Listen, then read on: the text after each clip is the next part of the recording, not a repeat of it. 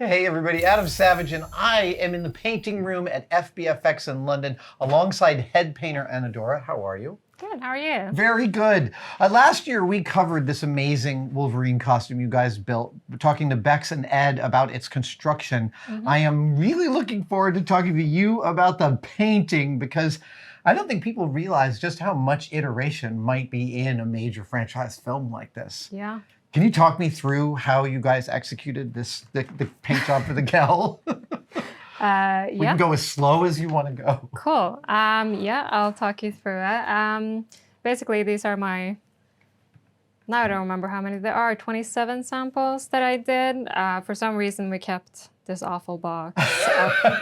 When you're doing samples like this, you're not doing these all in one shot and then delivering them. You're doing in batches and then getting feedback, is that right? Yeah, correct. Okay. So basically you can see on the back of them, like some of them says like number 18, but then all of a sudden you'll jump to some of them, which I can't find, and they will say something different, like 12. Like Matt D, which then means it was in a different So someone said, oh, I like D, but can I see it in a matte finish? Yeah, sometimes we go to crazy numbers and it's like ABC and then it's number 1, but number A of number 1, and it just turns into a whole thing. So we have a bunch of these going out and they go out on different times. So I might do maybe a range of like 5 or 6 and then we send that because we don't want to give too many options because then it gets too confusing.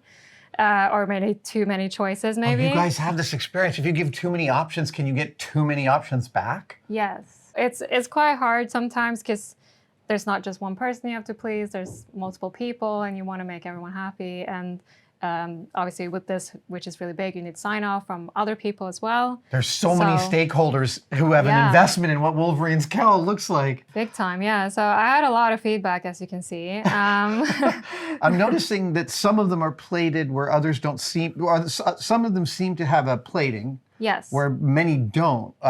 Was that because you weren't sure the final result would be plated, or were you reserving the plating while solving other problems? We just weren't sure what exactly we were going for, if we were going for something more sleek and just kind of like one color or just like comic books sort of. Yeah, exactly. Right. So you can see on like some of them, like these, I kind of looked more at the comic books where it has just like a simple fade of a blue. So kind of like the way they highlight things in comic books with the black and the blue and stuff. So I kind of tried to do that. I mean, because the difference between this with the texture and the plating, this looks a lot closer to what the final ended up being. Yeah, so I think this is actually one of the more chosen final ones than the ones that I did. But you can see a lot of them are quite similar. So like this one's quite similar to the one that it ended up being, but it's just a different version. This one has nothing to do with it. It's just crazy. Just another. It does look like the blue is quite consistent throughout. That was a known quantity. Yeah, the blue was, there was like a time where we thought maybe it would just be black. As you can see, like this one. And more like this one has a leather leather wrapping. texture. Yeah, so that's quite nice. And there was different versions of the leather that were just kind of different types of black, like that's like black ostrich or something. Yeah, and then you have one with a bit of blue on it. Oh, that looks great. And then this is like just different types of black, so like gloss and matte and satin, and just see what the different blacks do together. Do you end up losing track of your preferences after all these different iterations? Yeah, I try not to like any of them too much because then I get disappointed. And they always choose the one that I like the least. That's kind of like a rule in this thing where no matter what you do, they're going to choose the one you like the least. And then maybe the one that's also the hardest to execute? Oh, yeah. Sometimes, because when you do this many, sometimes I forget what I've even done. Right, or how you got it. Yeah, and then it's kind of working backwards, which is kind of crazy to say, and I think maybe a bit. I like this eyeliner version. Yeah, it has a bit of like a eyeliner. It might have been a bit too much. But you have to do everything, because the thing is when the brief is kind of like they want it to be subtle and more, true to the comics. But at the same time, they want it to be like impactful, or they have a very clear idea of what they want, which they did. Yeah. It's quite hard to like make many versions of a very similar thing, if you know what I mean. Are there any techniques here that you were really happy did not get chosen? Yes. What's that? So there were some of these that were just like, well, like this one, I hated. Super scratched up. And I did a bunch of them that they were kind of like the blue coming through, like it was kind of blue underneath. Right. I wasn't very pleased with it, and seeing it now, it's just kind of the thing of like seeing it years later, you're just like, oh wow, what was I thinking, type of thing. But yeah, I wouldn't say that was my favorite. I did kind of like the subtle ones where it was more of a fade, like that one. Like this guy. This kind of thing where it's more shiny, but. And that's also a tough thing to get that fade really right, especially across the whole thing, right? It's definitely difficult when you will have to make, 10 or 15 or however many they've ordered. And then also because we did the version that was more broken down and then a version that was cleaner. So then, getting all of that is quite hard. Given that this is quite close to the final product, what was the painting technique for the final chosen calico? Yeah, so it was the same as this one. This one was pretty much what they chose. I think I don't think I have the actual sample that was chosen, actually. That's beautiful. Thank you. That's even more flashy eyeliner. Yeah, more of the flashy eyeliner. I really like that. Oh, I think this one actually was kind of what they chose in the end. As the final blue-black look? Yeah, so without this line. But then they wanted that element of like metallic, the chippy coming out, and like it being like a real metal thing underneath. So do you go to the movies and see your work and recognize it on screen? Like, oh wow, yeah, I see it worked great.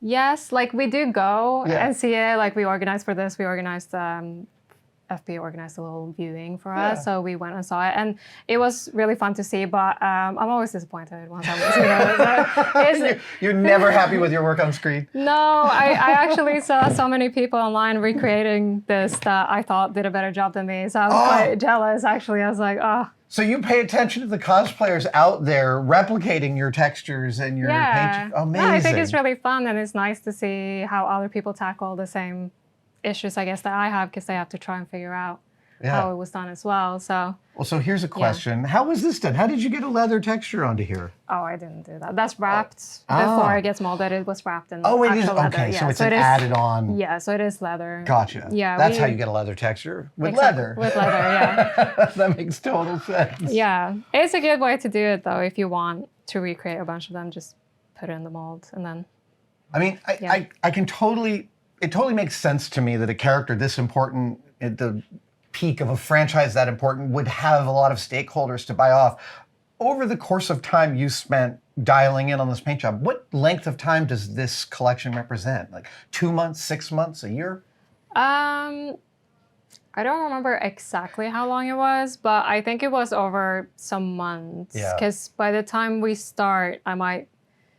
you start a new thing and you get, like I got a bunch of these plates, and then you start doing tiny samples and you send just a couple, and by the time you get to this point, it's been months and months and back and forth, and someone saying this, but a little bit of this. And they presumably sent you renders and drawings and art department stuff of what they hope the look might be? Yeah, so usually it's drawings, but a lot of their drawings might not be in the finishes that they want, or it might not even represent fully what they want. So it is often that even their own ideas expand within the time that we create this kind of, it will change over time, because the thing that they think they want, they might change their mind on. And add some extra things. Well, they might see some better ideas too. Exactly. And I'm also assuming, even though you guys are all working in separate departments, that you've got to coordinate pretty closely with Bex and the cutting team about the fabrics and the colors and the textures they're using. Yes.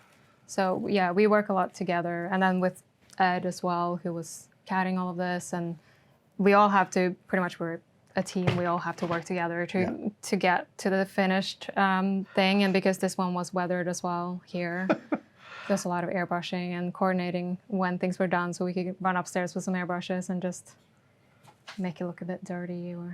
It's gorgeous. Thank you so much for walking me through this. I know you said this horrible box, but I love this kind of iterative process. I find it really inspiring, and it's far from being wasteful. I think of it as like a giant machine trying to come to its point of view in the best way. No, definitely. I think now looking at it, it's fine. I think for a while it was hidden because it was just, you need some time to just leave it behind, you know? Yeah, well, it's asking a lot of you to keep on coming up with new ways of seeing this, new ways of showing it. No, exactly. It is quite draining, but Amazing. it's very fun. I had a nice time. Thank you. I have had a wonderful time talking to you about Same. this. Thank you. Thank you. Thank you guys so much for watching. One of my favorite things we make in our tested store are demerit badges. These are like scout badges, but for screwing stuff up, because screwing up is not just a part of the making process, it is intrinsic to it, and we like to celebrate that. We've got 27 so far in the Supervisors bundle that you can go buy right now by clicking on the link in the description, but we also have a booster pack of some brand new patches. This is the demerit badge for burning off your eyebrow. I am proudly sewing that to all of my clothes. This is the demerit badge for having a messy workbench, which I do not get today. My workbench is super clean. And we have new octagonal patches that are, merit badges. This is the merit badge for sweeping up your shop. Congratulations, I'm so proud of you. And this, oh my God, this is great. This is the merit badge for creating a clean space on your bench. Hey, we got to take our successes where they come and meet them there. Go to the tested-store.com or adamsavage.com to buy any of these, or click on a link in the description.